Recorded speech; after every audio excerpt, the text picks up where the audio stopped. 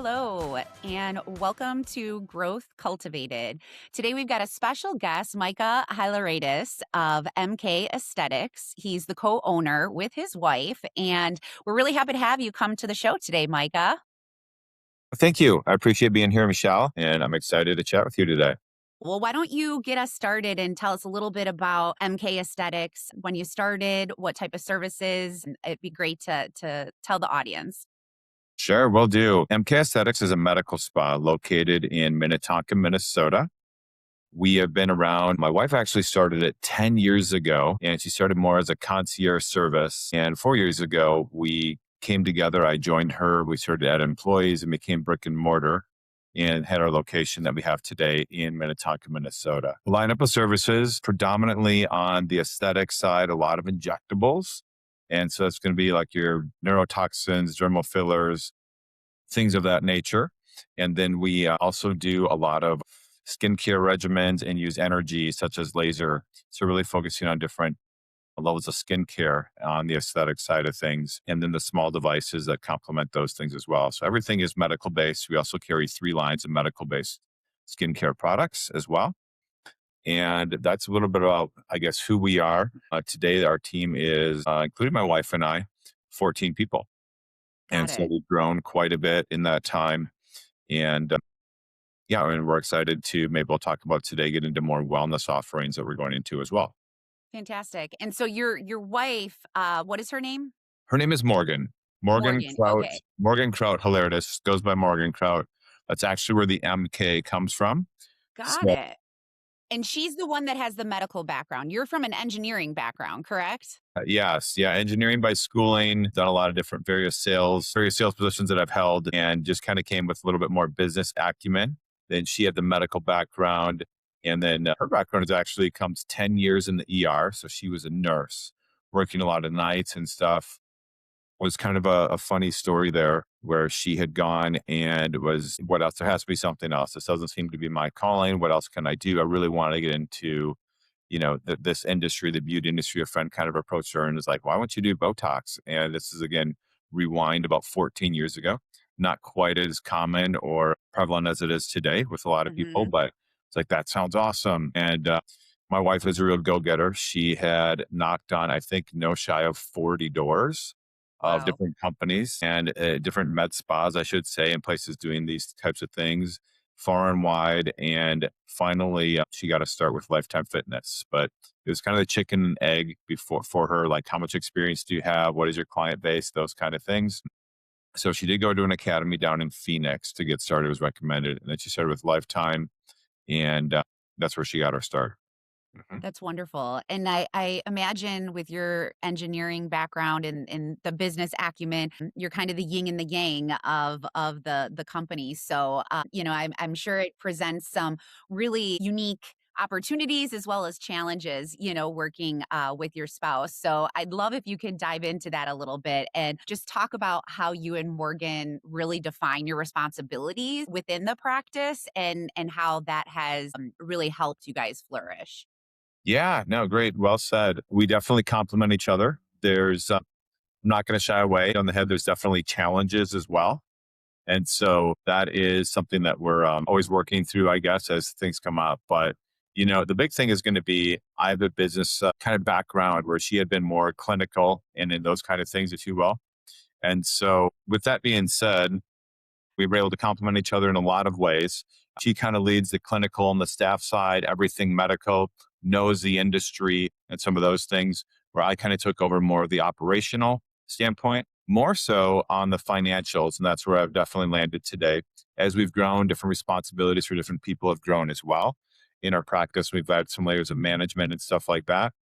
But she had been the clinical lead, knows everything about the medical side. I do work on the legal and compliance side of things, but all the culture, face of the company, client facing things, that's kind of more her turf. And then again, my turf, I can help on the marketing side of things just based on my background. And then I would say, like, again, more the financial, and then, we kind of tag team the vision, the strategy together. But as you grow as a business, financials come into play quite a Of bit. course. Yeah. And so over these past, 10 to 15 years as you guys have been growing and building the practice, where have you come from? Like how big have you grown over that period of time? And maybe you can talk a little bit about what some of the goals are, your growth goals for the future, whether it be, this year of 2026 or maybe like a 3, 5 year plan. I always like to understand where people have come from and how far they've come along the way. Yeah. So it's really taken the course over the last 4 years. That's when we were brick and mortar. She came and was able to transition clients over. She came with a book of business already, and we're able to Mm. obtain most of those. There wasn't a lot of attrition. But then that being said, then we started adding on more people. And that's where I think the growth has really come from, where my wife hasn't really taken on very many new clients in the last number of years. Instead, kind of trying to work with all these existing clients that she has, but then also introducing her to some of the staff that she is then trained in and feels comfortable with, that they can get the same level of care and stuff as well. We started out really slow, and we've been very mindful financially. We've kind of grown as the numbers have given us stuff. We didn't take out a number of loans to start or anything like that. Again, so we came already being in the industry, but starting on your own. A little bit around that, it is that leap of faith as everyone probably has to go through. This was signing a lease in July of 2020, Mm, right? And mm. 7-year lease while my wife is pregnant. We have a 1-year old and we were building a house, to put things into perspective, right? Wow. So, but it always felt right. It wasn't like, we're swinging for the fences. Let's hopefully hit a grand slam here or else we're hosed. Everything definitely felt right. And the way we went about it is we rented out enough space where we knew we wanted to expand. We had a bigger vision on what we wanted to do, but we were very mindful at the very beginning of not overextending ourselves. And how we were able to do that is we did rent out a couple of the rooms to start. That kind of helped us subsidize our lease. And so doing a lot of things, like this when we started really helped us kind of grow and not go too fast or overextend ourselves in so many ways, right? And then as our business grew, as our client base grew, we hired on more people as we needed them. So we weren't going, other than we did have to do a build out and some of those things. We didn't we weren't overextending ourselves, taking out a significant amount of loans beyond what we had already planned initially, and things like that, in hopes that it's all going to happen, right? So everything started to happen organically, and then as that grew and we saw that kind of growing and we felt comfortable with it, we would then invest in the kind of the next step and get the next people. That's really smart, to really utilize that unused space as a subsidy of what you guys needed to pay. You see that a lot, actually, I feel like, in aesthetics or salons where it's a larger organization, but there's like smaller build outs. And so I wonder, were they in the same field doing the same thing you were? Who was utilizing and renting that space from you at that time?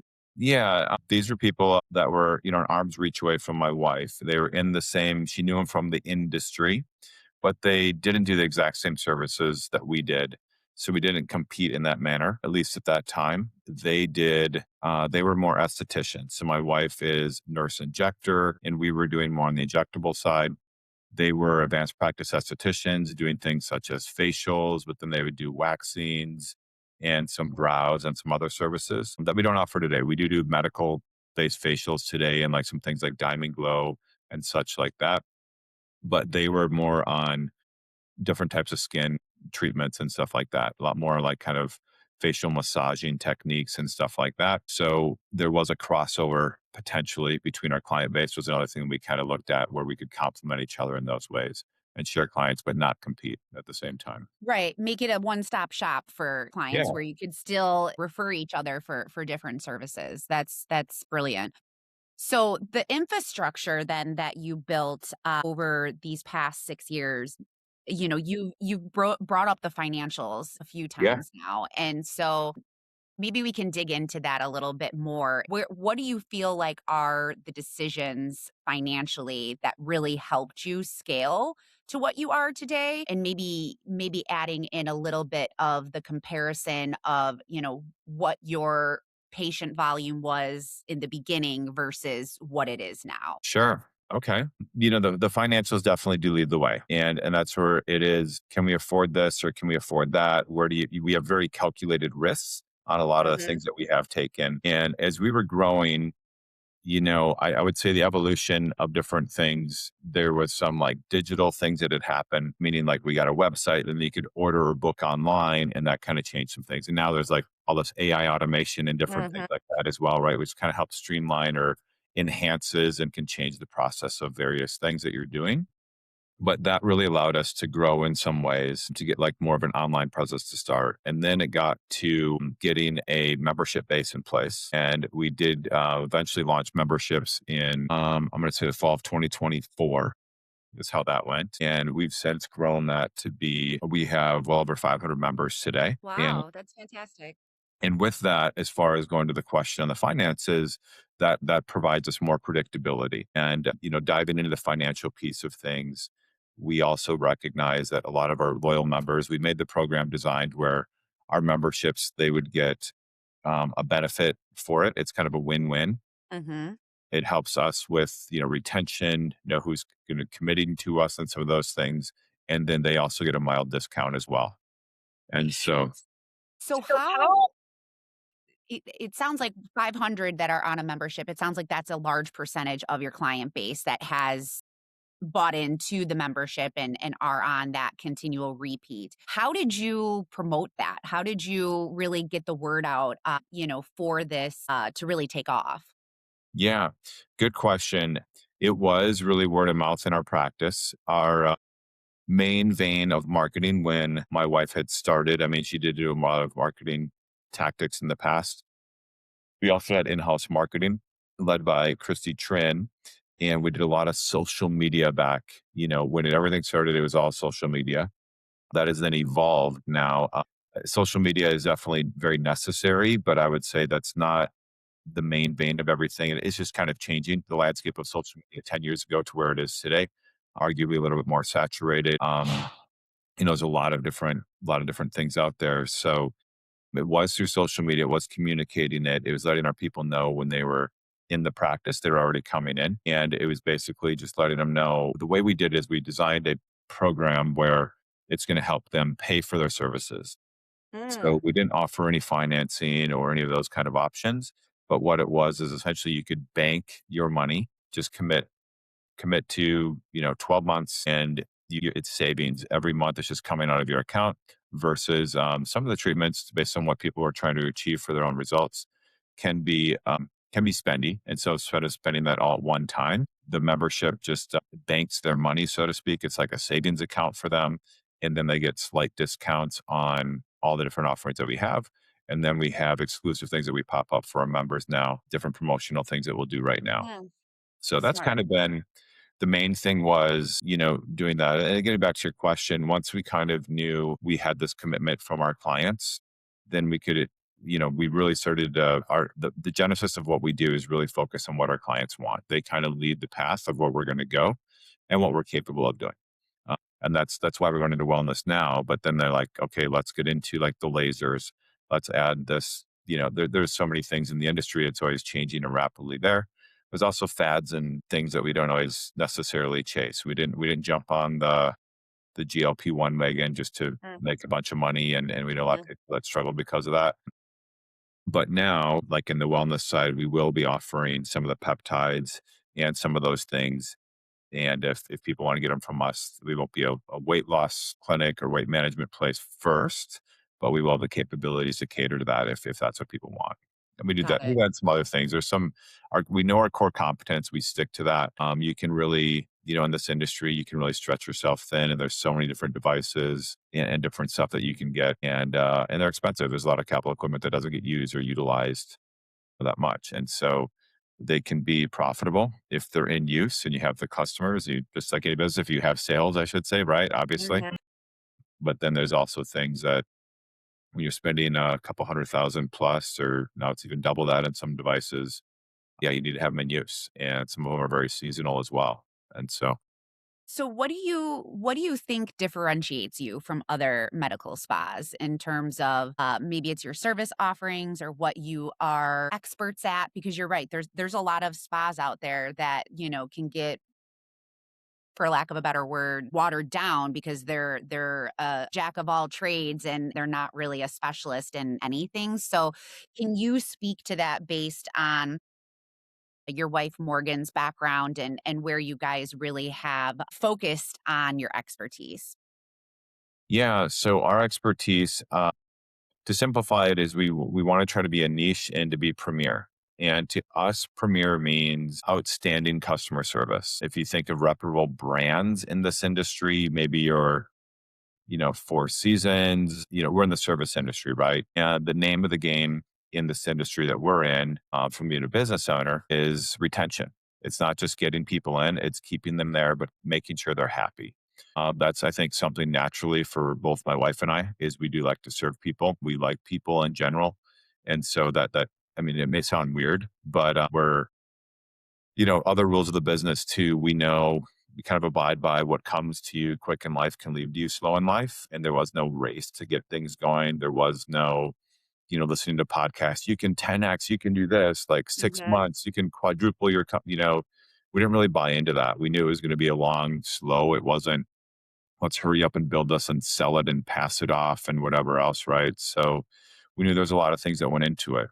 We try to be the best people we can be as human beings. And we now have 12 people that rely on us for paychecks, right? And we take that very seriously. Our staff is everything to us. They are our company, right? It's not just her and I. And so that's a really big thing.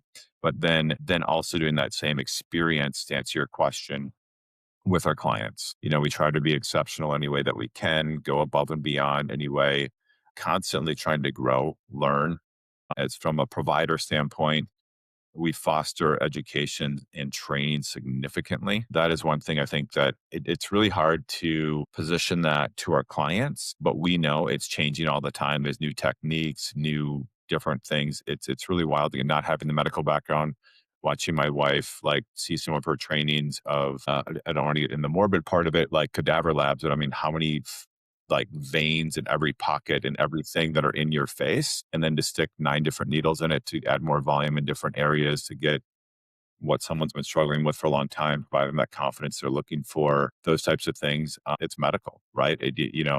It's not a quick hurry up, let's get them in, let's get them out. It's, you have to build trust with your clients. They trust the right people. There's a lot of things that, in social media too, there's social proof that go with stuff, but now we're really building by our reputation and referrals. And that's kind of like we've been very organic.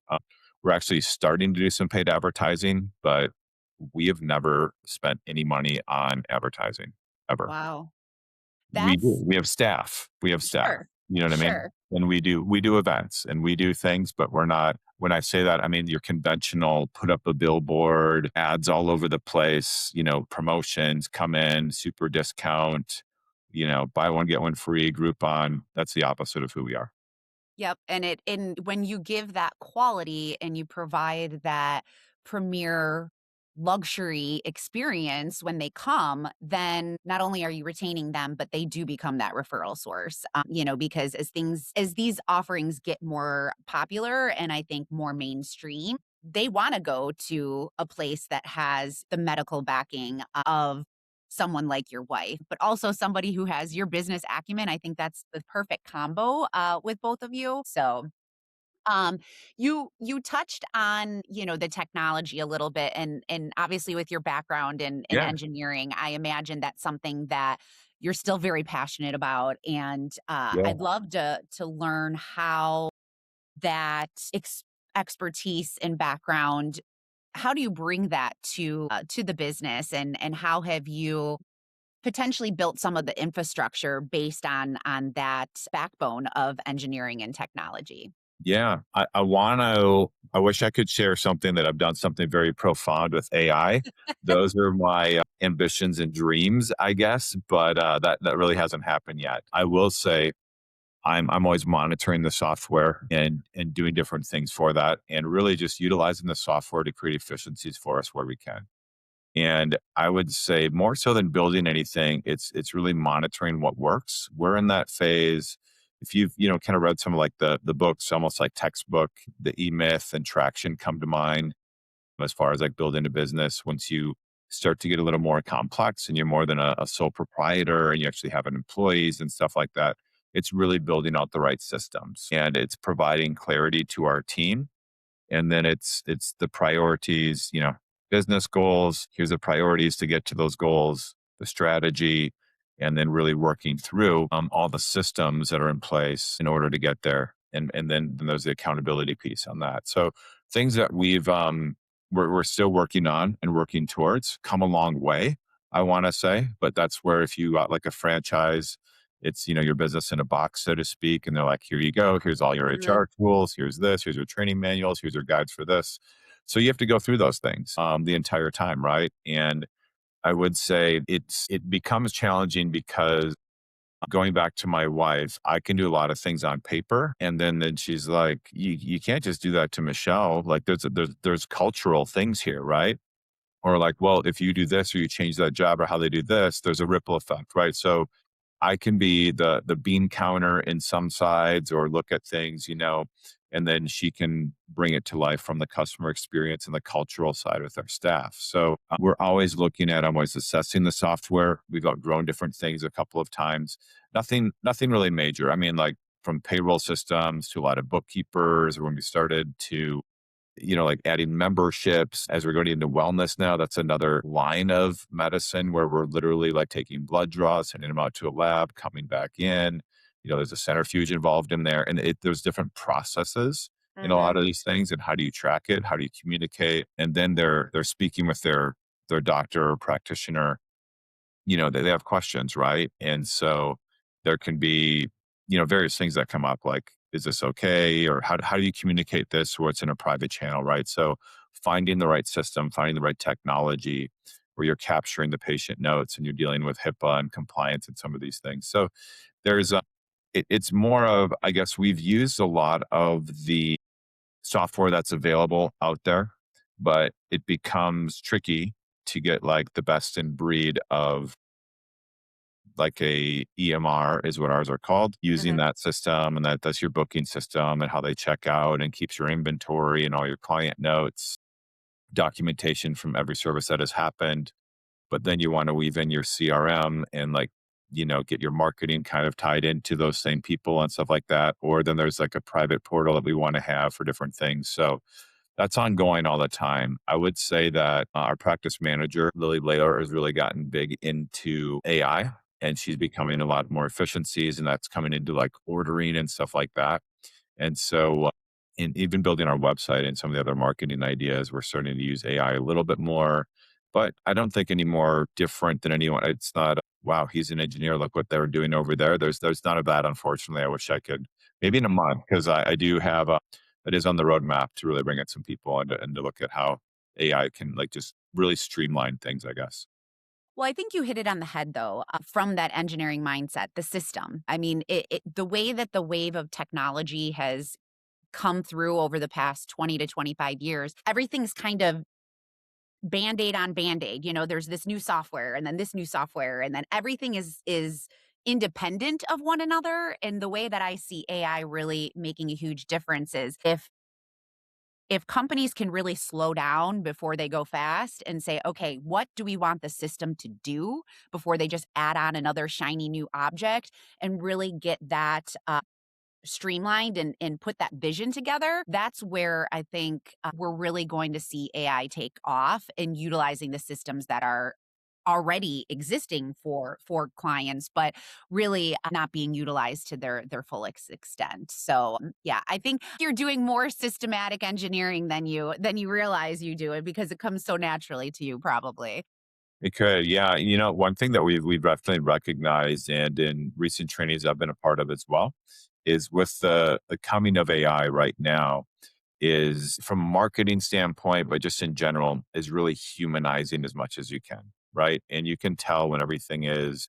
We've had a lot of offerings. I've explored a lot of things. Wow, you can automate your phone calls. You can automate, and it's like that's not who we are. Uh, That's not Premier. That's not what, you know what I mean? Like we'll pay an extra person to do various tasks that are customer facing.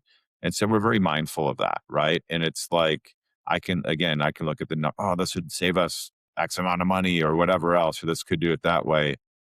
but not at the cost of the client, right? If we feel the other way is better, if it's going to satisfy the same need, if nobody cares, if it's we're always evaluating those things, right? So we do feel that there is really a lot of, in general, human touch that's getting lost along the way, right? And so knowing that we're a service that isn't going to go away because of AI, but Hmm. we also want it to be a special place for people where it's not just you know, get people in, get people out, whatever. They enjoy their treatments.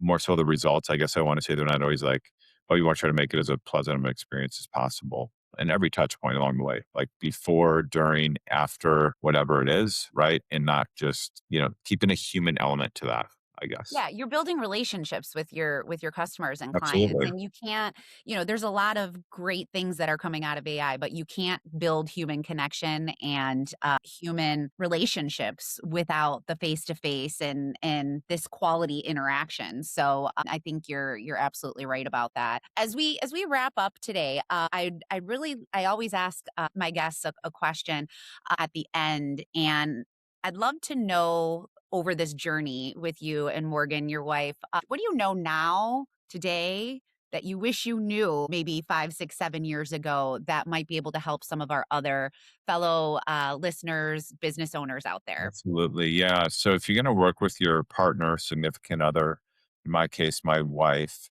the biggest piece of advice would be defining your roles early. Mm. And it's still something that we're working through. I didn't lean into the challenges because that could be a whole nother podcast. There are challenges, and there's a reality of working with your spouse, and that what I'd say is still a challenge in some ways for us. It's slightly defined, but if you can really define this is my lane, this is your lane, because depending on the size of your company too, it confuses your staff, and or in some cases, which a problem we've had in the past, it's like, well, they'll come to mom or they'll come to dad if you're using a parenting analogy, right? And so it's really clarity and roles. It's your own roles, but then it's clarity for the rest of everyone. It's like, well, I thought Micah wanted this. I thought Morgan wanted that. Well, why are you, they don't know. It's the clarity, right? And it creates confusion, I guess, for people. So something we haven't perfected by any means, but the more of that you can get out of the way, I would say that would be the secret sauce as far as like working with your wife. And then otherwise you're trying to figure things out, and we do it often too. And you take homework with you, and it bleeds into your personal life quite a bit. So Great advice. And I think it could be applicable to any co-owners, whether they're husband and wife or partners working in tandem. yeah, I think those same type of things can come up with a team and not having that clarity. So I think that's great advice. Well, thank you so much, Micah, for coming on today. I really enjoyed our pleasure. conversation. Uh, and for those of you who are joining along with us, please don't forget to like and subscribe. And if you enjoyed what you heard today, please check back again. Until then, keep cultivating smarter growth.